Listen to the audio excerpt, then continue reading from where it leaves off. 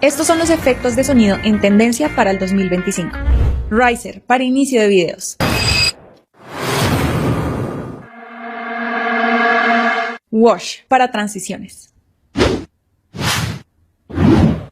Typing para textos. Plop para las superposiciones.